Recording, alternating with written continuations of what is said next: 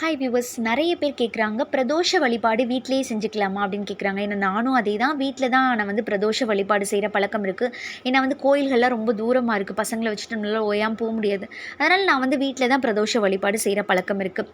தாராளமாக கோயில்களுக்கு போய் வழிபாடு செய்ய முடியாதவங்க வீட்டிலேயே வந்து நீங்கள் பிரதோஷ வழிபாடு செஞ்சுக்கலாம், தப்பே கிடையாது.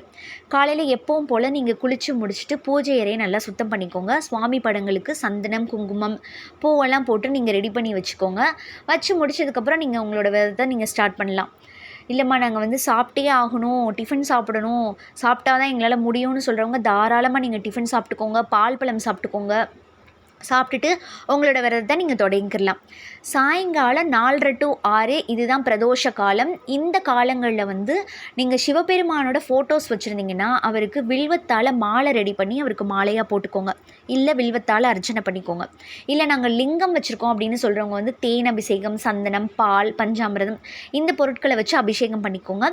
எதுவுமே இல்லாதவங்க வந்து பால் அபிஷேகம் கூட நீங்கள் பண்ணிக்கலாம். பண்ணி முடிச்சதுக்கப்புறம் அவருக்கு தீப தூப ஆராதனைகள் கண்டிப்பாக காட்டணும். சாம்பிராணி, பத்தி, சூடம் இதெல்லாம் காமிச்சிட்டு நெய் தீபம் போடுறது ரொம்பவே சிறப்பு. இந்த தீபம்லாம் போட்டதுக்கப்புறம் அவருக்கு நெய்வேத்தியமாக என்ன வைக்கிறீங்கன்னா சக்கரை பொங்கல், வெண்பொங்கல் இந்த மாதிரி வச்சுக்கலாம். எதுவுமே இல்லாத பட்சத்தில் வெத்தலை பாக்கு, பழம் வச்சுக்கலாம், கல்கண்டு வச்சுக்கலாம், ஒரு டம்ளர் பால் வச்சு கூட நீங்கள் நெய்வேத்தியமாக வச்சுக்கலாம், தப்பே கிடையாது. எல்லாம் பண்ணி முடிச்சதுக்கப்புறம் சிவ பாராயணம் பண்ணலாம், சிவ மந்திரம் படிக்கலாம், இந்த மாதிரி பண்ணிக்கலாம். எதுவுமே தெரியாது அப்படின்னு சொல்கிறவங்க ஓம் நமச்சிவாய, சிவாய நமக இந்த 2 மந்திரம் சொன்னாலே ரொம்பவே சிறப்பு.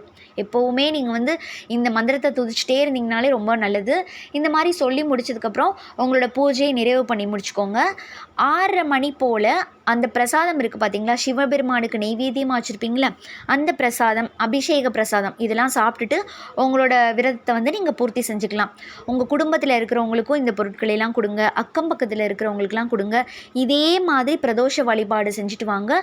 உங்கள் வாழ்க்கையில் எல்லா நலன்களும் வளன்களும் சிவபெருமான் அள்ளி அள்ளி கொடுப்பாரு. நானும் சிவபெருமான் கிட்ட வேண்டிக்கிறேன்.